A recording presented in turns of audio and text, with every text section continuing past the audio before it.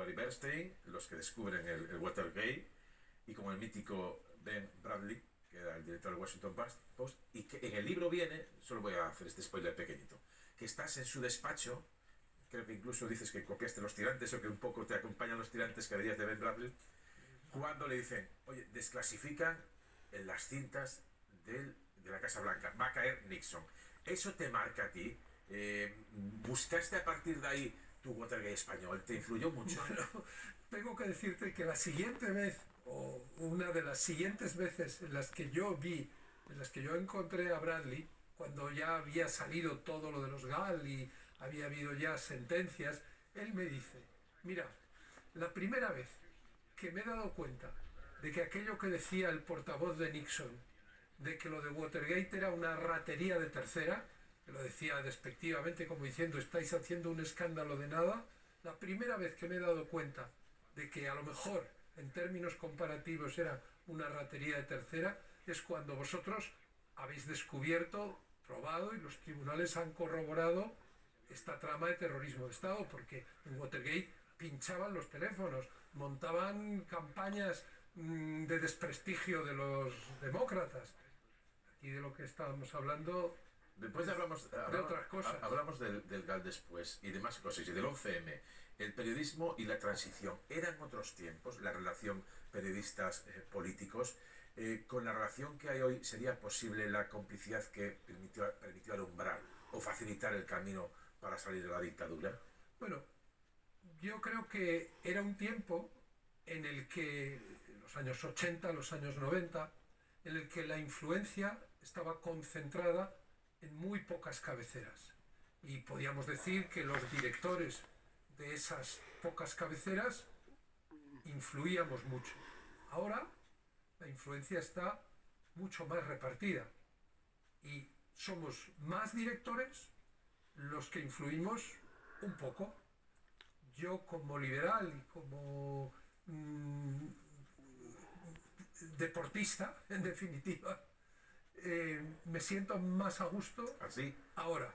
Pero antes había gente, cuando no funcionaba internet, vamos a ver qué pone hoy Pedro J en el mundo. O sea, antes eso debía pues molar. el poquito, desafío, ¿no? para nuestra joven redacción en el Español es tener Eso. tan buenas noticias y ser tan explicativos y ser tan distintos y tan buenos que entre tantas opciones la gente lea el Español. Director con 27 años y te destituyen a finales de los 80. Primera destitución en el diario 16. Por celos, por odios políticos, celos internos, las dos cosas. Bueno, se suman una serie de factores. Básicamente se trata de zanjar, de yugular la continuidad de nuestra información sobre los GAL. El dueño del periódico me pide que aparte a Melchor Miralles, Juan Tomás de Salas. Juan Tomás de Salas, de esa investigación, y yo evidentemente no lo hago porque consideraba que estaba haciendo un trabajo extraordinariamente solvente, como el tiempo lo demostró. ¿Qué es lo que sucede entonces? Bueno, yo tengo la oportunidad de entrevistar a la cúpula de ETA, lo hago, después de un conflicto, de un programa borrascoso con el ministro del Interior, Corcuera, y bueno, luego se produce la gota que colma el vaso o el pretexto, que es un editorial muy crítico. La Rosa y el Capullo. Sí, sobre cuando Semprún había dicho, el ministro de Cultura, en sede parlamentaria, que había que leer menos la prensa y viajar más. Era una banalidad, y el día en que nosotros publicamos ese artículo, resulta Están cerrando que el dueño del periódico había quedado a cenar con el ministro y ven el periódico en el VIPS. Pero ahí hay una figura que es el jefe del Estado, el rey Juan Carlos, que un par de años después me dice, ya sé que tú sabes que yo le he dicho, ¿no? ¿Qué piensas? Que tú sabes que yo le he dicho al dueño de tu periódico, a Juan Tomás, no te vuelvas a sentar a mi lado mientras Pedro J sea director del periódico. Yo no lo sabía, yo me enteré por él. Y lo que añadió después, pues ya es de traca. Dice, no pensé que fuera a ser tan tonto de hacerme caso. Luego hablamos del rey, de Sabino, pero antes, día 16, se asocia, incluso hay una conversación muy tensa, viene en el libro, entre Felipe González, cuando empiezan a aparecer las primeras informaciones del secuestro de Segundo Marey, del GAL, que te señala, incluso hay una foto icónica que te señala con el dedo. En el libro parece que tú, aparte de ponerlo del rey, señalas a Felipe González como uno de, en el futuro, como uno de tus grandes enemigos en política. Cuando tú fundas El Mundo, con una labor casi de infantería de los que os vais del día 16, ¿tienes claro que el periódico va a ser, digamos, el mascarón de proa contra Felipe González o contra sus gobiernos? Yo con Felipe González tenía una relación estupenda. Era una de mis mejores fuentes cuando el PSOE estaba en la oposición. Algunas de las grandes exclusivas que publiqué en ABC y luego en los primeros tiempos de Diario 16 venían de su mano. Hay un relato de una partida de petanca en una campa en Andújar que yo creo que pocos colegas habrán tenido vivencias así con líderes políticos. ¿Qué es lo que ocurre? Y bueno, y nosotros no pedimos el voto para Felipe González, pero hicimos una cobertura extraordinaria. Y en Televisión Española, al día siguiente de su victoria del 82, Mercedes Milá, yo soy invitado a su programa y hablamos de la actualidad y yo digo, la sociedad española debe cerrar filas y apoyar a este joven presidente que encarna un proyecto de cambio. Felipe me llama por teléfono. Pero ya no es pero en el 88-89 han pasado cosas. Ha habido elecciones en el medio, ha habido referéndum de la OTAN, han aparecido las primeras informaciones del GAL.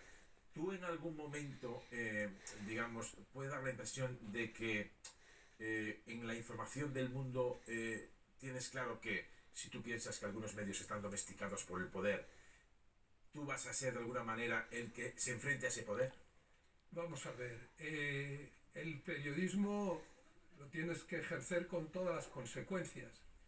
No eres tú el que pides esta carta o esta otra de la baraja, es el destino el que las reparte. Y si de repente te encuentras con que hay indicios de una trama de terrorismo de Estado organizada desde el poder, pues tú tienes que investigarlo de la misma manera que si te encuentras un cuarto de siglo después con que hay indicios de que el tesorero del partido en el poder tiene un botín enorme en Suiza y ves que puedes contribuir a denunciar y a esclarecer los hechos, pues tú lo haces. Yo no he sido nunca ni antisocialista ni antifelipista. Yo hacia el señor González no tengo ningún rencor, no hay nada personal. Era parte de mi trabajo y de nuestra obligación. Y la prueba es que ha habido otros presidentes de su mismo partido con los que la relación ha sido muy distinta. Por ejemplo, con Zapatero, con el que fuiste muy crítico también. Y sin embargo, has mantenido una buena relación con Zapatero. Se dice también, Pedro, que en esa etapa es la de la famosa pinza. Y algo entendí yo que a lo mejor algo de autocrítica hacías en el libro. ¿Se puede considerar o entiendes que haya gente que piensa que te acercaste demasiado a los líderes políticos con una intención más de influir que de contar lo que pasaba, de influir en política?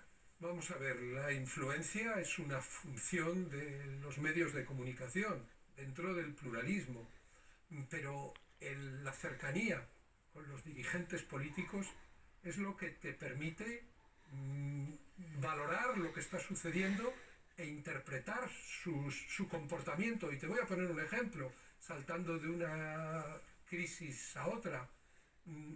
Yo conocía tan bien a José María Aznar que aquella mañana del 11M, cuando él llamó a los directores de periódicos para decirnos que estaba completamente seguro de que había sido ETA la autora de la masacre, yo me di cuenta de que sí, de que él estaba seguro, de que no nos estaba intentando engañar, pero que no tenía pruebas, que no invocaba ningún elemento material. que no, que simplemente estaba hablando de su convicción, de su convencimiento. Casi era un poco surrealista, porque en la conversación él invocaba como argumento que los de Batasuna lo habían desmentido. Dice, hombre, pues en principio, si alguien desmiente algo, no puedes considerar que es una prueba de que lo han hecho. Otros medios de comunicación pusieron grandísimo la palabra ETA en la portada. Yo quité la palabra ETA de la portada cuando vi, porque yo pensé, si Aznar tuviera pruebas en la relación, en el conocimiento, en la confianza que ha existido entre nosotros, me habría dicho, los explosivos son esto, se ha identificado este señor, este otro, no lo cuentes para no entorpecer la investigación policial. Pero no me dijo nada de eso, simplemente me dijo que él estaba convencido. Y es verdad, también estaba convencido Ibarretxe, también estaba convencido Zapatero, pero no, eso no eran elementos materiales como para ponerlo en la portada del periódico. Si yo no hubiera conocido a Aznar, pues a lo mejor me lo hubiera tragado como otros colegas. Después del 11M, luego haremos un salto en el tiempo, pero ya que hablas del 11M, luego iremos con los GAL, con Segundo Garay, con una reunión que tienes con un terrorista que te intenta matar, que es de las que me impresiona del libro. Pero del 11M también eres consciente que del mundo se ha dicho que se empeñó mucho en una teoría que se llamó la teoría de la conspiración, en la que se ligaba o elementos de la seguridad del Estado, de